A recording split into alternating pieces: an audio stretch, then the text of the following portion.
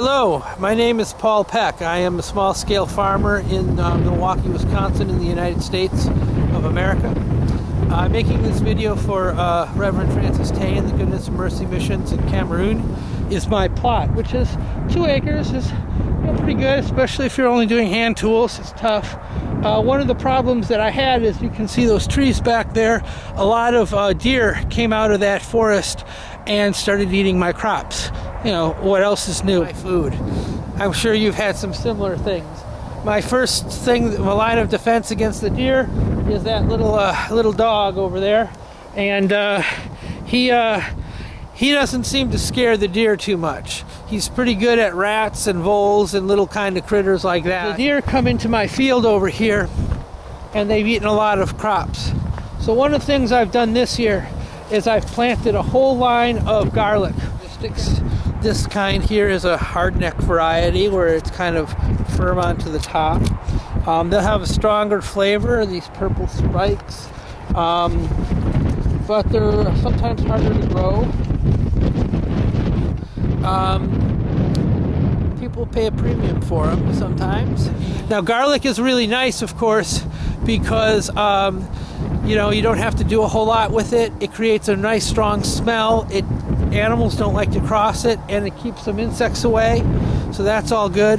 But the big problem with that, of course, is weeding. So one of the things I've done here to correct the problems is revisiting this old way that farmers used to do things. It's called a cover crop. These are oats, and these oats will outcompete the weeds. And I've had a lot of success with cover crops, with clover and everything else. They will choke out the weeds. Now the climate there where I live is much colder than around the equator, where Cameroon is. So we get very, very cold seasons. So we're about to get very cold now.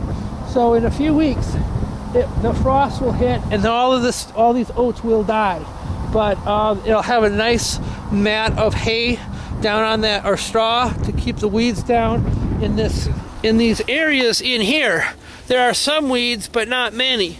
But then look over here where I didn't get the cover crop down. There's many more weeds, and they'll pop up much more.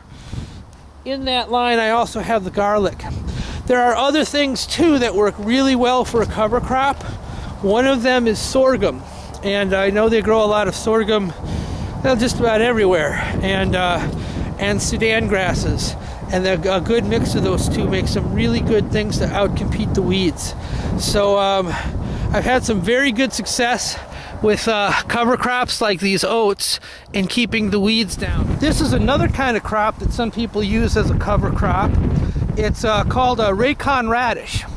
And you can see it's kind of popping up like this. Here, let's take a look at this thing. Looks like a pretty nice big radish here. These are the kind they use a lot in Asian cooking. There's also a lot of nutrition in this radish, so if you're raising animals, it's a really good cheap way to feed the animals, and they grow relatively fast. But you can see that these these radishes, these small ones, they go down. See that nice tap root there? These tap roots go down into the soil, and they loosen it up.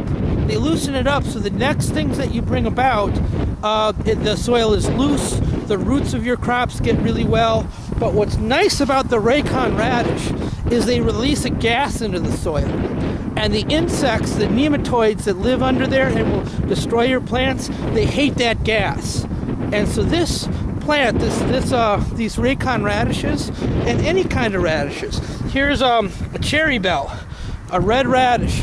This will go down and will gasify the soil so that when I plant next year, I won't have nearly the same problems of insects. And like I said, some people will eat these radishes.